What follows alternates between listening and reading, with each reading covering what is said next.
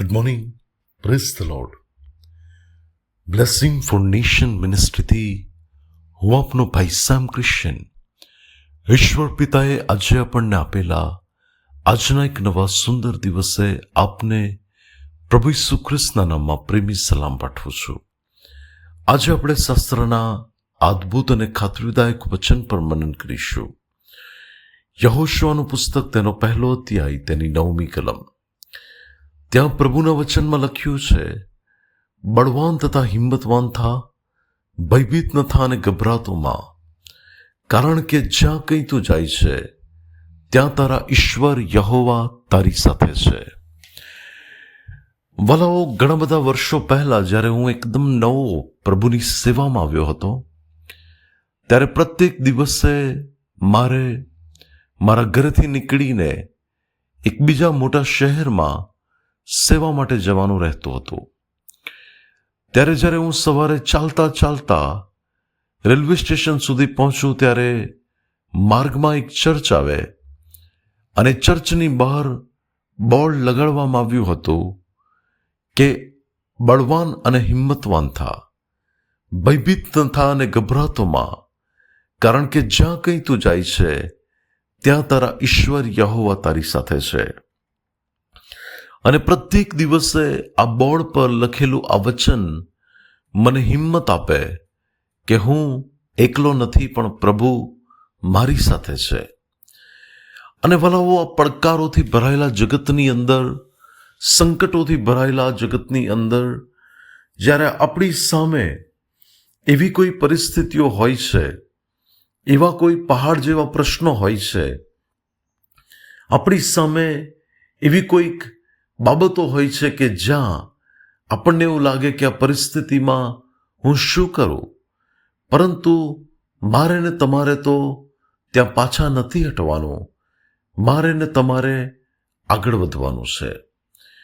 યહોશુઆને આ વચન એવા સમયમાં આપવામાં આવ્યું કે જ્યારે મૂસાના મરણ પછી ઇઝરાયેલી લોકોને કનાન લઈ જવાને માટે જ્યારે યહોશુઆ આગળ વધે છે, યર્દનના 2 ભાગ થાય છે, પરંતુ જે અનાક વંશીઓ અને જે જાતિઓ એ જગ્યા પર હતી ને તે લોકોને ત્યાંથી દૂર કરીને કનાનમાં સ્થાપિત લોકોને કરવા, ત્યારે યહોશુઆના માટે બહુ મોટો પડકાર હતો કે આટલા બધા લોકો, મારી સાથે કોઈ આગેવાન નથી, પરંતુ પ્રભુ પોતે તેને આગેવાન તરીકે જોતા હતા અને પ્રભુ પોતે તેને કહેતા હતા કે જેમ હું મૂસાની સાથે હતો તેમ હું તારી સાથે હોઈશ. ત્યારે વલાઓ, આપણી આગળ પણ જ્યારે એવી કોઈ પરિસ્થિતિઓમાં આગળ વધવા માટે આપણું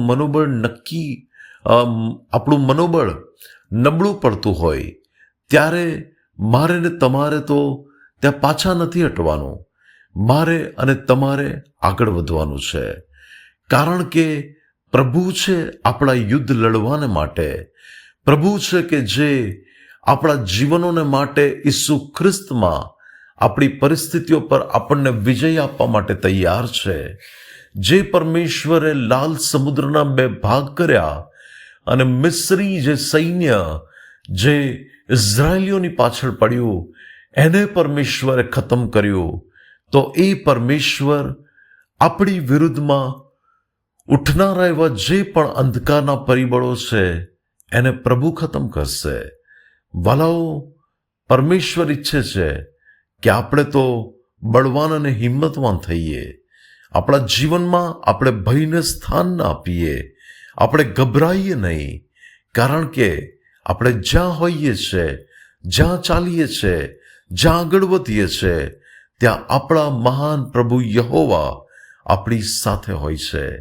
ત્યારે વલાઓ, આપણે પ્રભુમાં આ બાબતના માટે આનંદ કરવાનો છે.